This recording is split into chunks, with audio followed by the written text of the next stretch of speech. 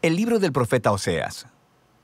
Oseas vivió en el reino del norte en Israel, al que a veces llaman Efraín o Jacob, alrededor de unos 200 años después de que el reino del sur se hubiera separado de Judá. Recuerda la historia del libro de Primera de Reyes.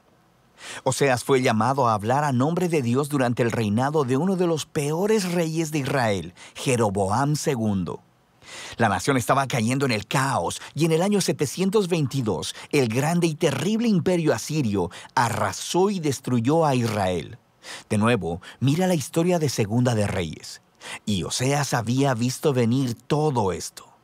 El libro es una colección de aproximadamente 25 años de predicaciones y escritos, y casi todo es poesía.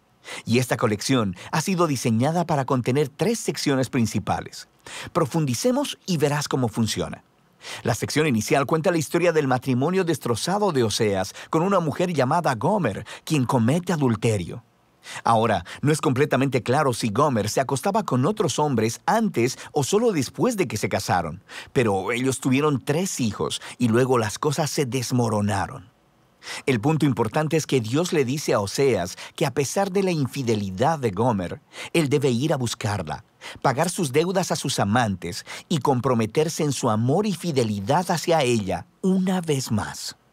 Y luego, Dios dice que todo esto, el matrimonio roto y luego restaurado, y los hijos, son símbolos proféticos que cuentan la historia de la relación de Dios con Israel. Dios ha sido como un marido fiel a Israel.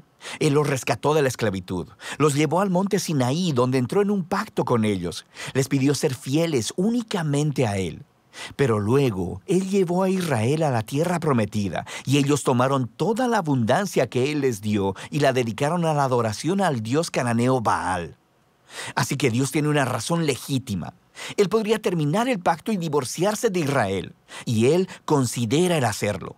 Pero en lugar de ello, Él les dice que va a buscar a Israel de nuevo y que renovará su pacto con ellos, y les explica por qué. Es solamente por su propio amor, compasión y fidelidad. Después, Oseas describe lo que todo esto significa. Él dice que las consecuencias por la rebelión de Israel serán la derrota inminente por las otras naciones y el exilio, pero que hay esperanza de una restauración futura. Un día, Israel se arrepentirá otra vez y regresará a adorar a su Dios. Y dice Oseas, Él pondrá sobre ellos un nuevo rey mesiánico del linaje de David, quien les traerá la bendición de Dios.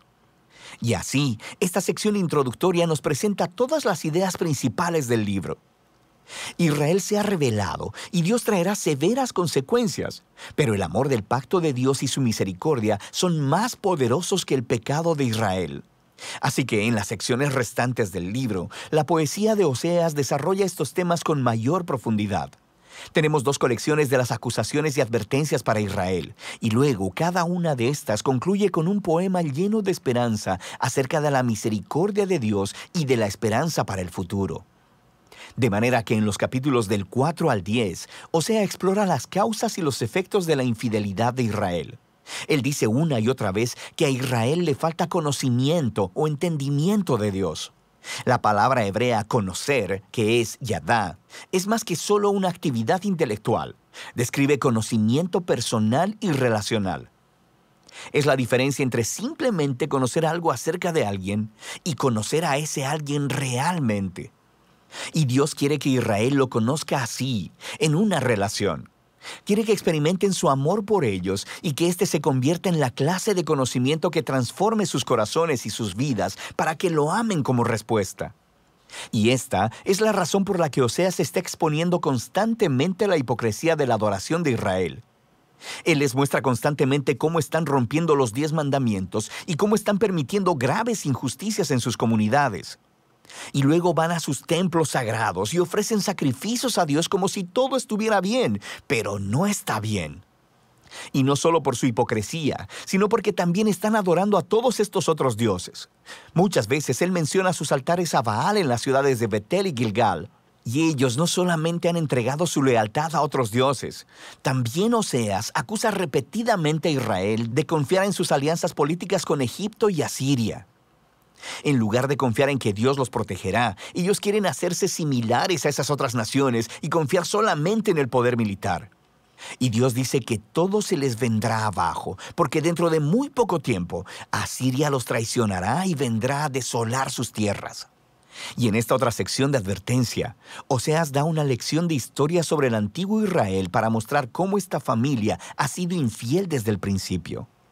Él alude a la traición y a las mentiras del patriarca Jacob. Recuerda a Génesis 27 y 28. Él alude a la rebelión de Israel en el desierto. Recuerda el libro de Números. Él alude al nombramiento del corrupto rey Saúl, quien llevó al pueblo al pecado y al desastre. Recuerda las historias en Primera de Samuel. Y todo esto es la manera de Oseas decir que algunas cosas en esta familia nunca cambian.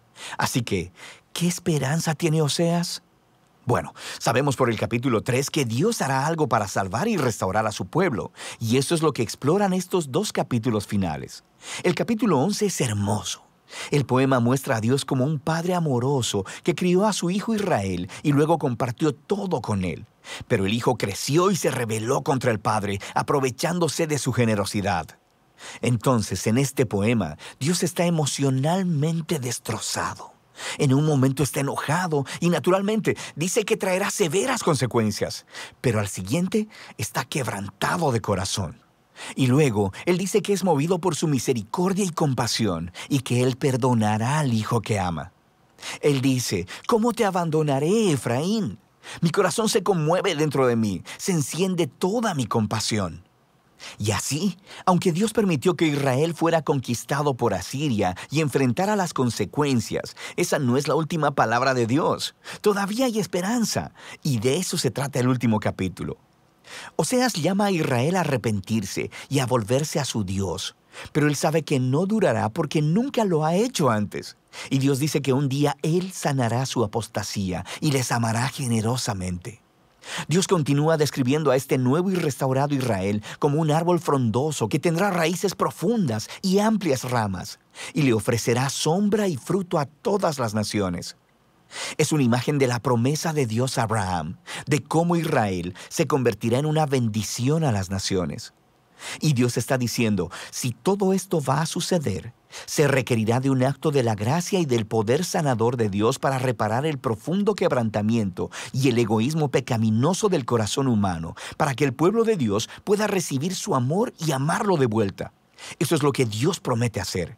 Ahora, después de este poema encontramos las últimas palabras del libro. Son como una nota añadida. Probablemente son del autor que reunió la poesía de Oseas y ahora quiere hablarte a ti, al lector, por un momento. Y él dice, ¿quién es sabio y prudente para entender todo esto? En otras palabras, los poemas de Oseas. Los caminos del Señor son rectos y los justos andan por ellos, pero los rebeldes tropiezan en ellos. Así que el autor quiere que sepas que la poesía de Oseas para el reino del norte, Israel, no está encadenada al pasado. Esta revela profundas verdades acerca del carácter de Dios, de sus propósitos y de la naturaleza humana. Y aunque Dios debe y trae su justicia sobre la maldad humana, su propósito final, su corazón, es sanar y salvar a su pueblo. Y de eso se trata el libro de Oseas.